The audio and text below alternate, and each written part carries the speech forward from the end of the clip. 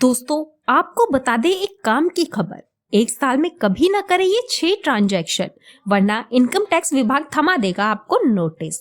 दोस्तों, income tax विभाग ने कुछ ऐसे ट्रांजैक्शन की पहचान की है जिस पर विभाग की ओर से खास तौर से ध्यान दिया जाता है।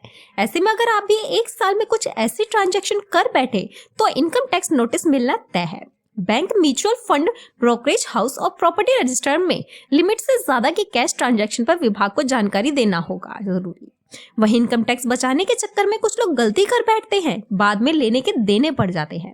ऐसे में कुछ ट्रांजैक्शन करें उसे इनकम टैक्स एक्ट के तहत करें, इससे कभी मुसीबत में नहीं फंसेंगे। दरअसल लंबे ट्रांजैक्शन पर इनकम टैक्स विभाग अपनी पैनी नजर बनाए रहता है। जैसे ही आपने कोई कैश ट्रांजैक्शन किया तो फौरन इनकम टैक्स के रडार में पहुंच जाएंगे। इसके बाद बचने के आसार बेहद कम रह जाते हैं। ऐसे में हम आपको कुछ ऐसे ट्रांजैक्शन बता रहे हैं जिन्हें एक साल के भीतर कभी भी नहीं करना चाहिए। अगर ट्रांजैक्शन की जरूरत है तो इनकम टैक्स विभाग को इस बात की जानकारी जरूर दें। दरअसल दोस्तों, bank, mutual fund, brokerage house और प्रॉपर्टी रजिस्ट्रार के पास अगर तय लिमिट से ज्यादा के कैश ट्रांजैक्शन करते हैं तो उन्हें आयकर विभाग की इसकी सूचना देनी होती है। तो आइए जानते हैं ऐसे ही 6 ट्रांजैक्शन के बारे में जो आपको दिक्कत में डाल सकते हैं, जिससे इनकम टैक्स विभाग नोटिस थमा सकते हैं। दोस्तों, अगर आप भी फिक्स्ड डिपॉजिट में एक साल में 10 लाख रुपए से ज्यादा जमा करते हैं, तब ऐसी स्थिति में इनकम टैक्स विभाग की ओर से मिल जाता है। भले ही वो एक बार में जमा किए हो या फिर कई बार में, या फिर कैश ट्रांजैक्शन हो या डिजिटल, इनकम टैक्स विभाग आपसे इन पैसों के स्रोत के बारे में पूछ सकता है और आपको नोटिस भेज सकता है। ऐसे में एफडी में अधिकतर पैसे चेक के जरिए जमा करना चाहिए। एक वित्त वर्ष में 10 लाख रुपए या उससे अधिक की राशि कैश में जमा होने पर बैंकों को इसके बारे में सीबीडीटी को जानकारी देनी होती है। वहीं सीबीडीटी ने ये नियम बनाया है कि अगर किसी बैंक या फिर किसी कोऑपरेटिव बैंक में एक या दो अधिक खातों में आप एक वित्त वर्ष में 10 लाख रुपए या इससे ज्यादा का कैश जमा करते हैं, तब इसकी जानकारी बैंक या कोऑपरेटिव बैंक को इनकम टैक्स डिपार्टमेंट को जानकारी देना होगा।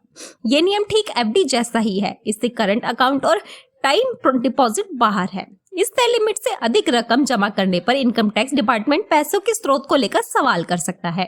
वहीं अगर कोई व्यक्ति 30 लाख रुपए या इससे ज्यादा की धनराशि प्रॉपर्टी में खरीद या बिक्री करता है, तब ऐसी स्थिति में प्रॉपर्टी रजिस्ट्रार को इसकी जानकारी इनकम टैक्स के अधिकारी को देनी होती है। ऐसे में आयकर विभाग आपसे सवाल कर सकता है कि इतनी बड़ी ट्रांजैक्शन के लिए आपके पास पैसे कहां से आए। ऐसे तमाम सवाल पूछे जा सकते हैं। वहीं अगर आप शेयर, म्यूचुअल फंड, डिबेंचर और बॉन्ड में बड़ी मात्रा में कैश ट्रांजैक्शन करते हैं, तब ऐसी स्थिति में मुसीबत में फंस सकते हैं।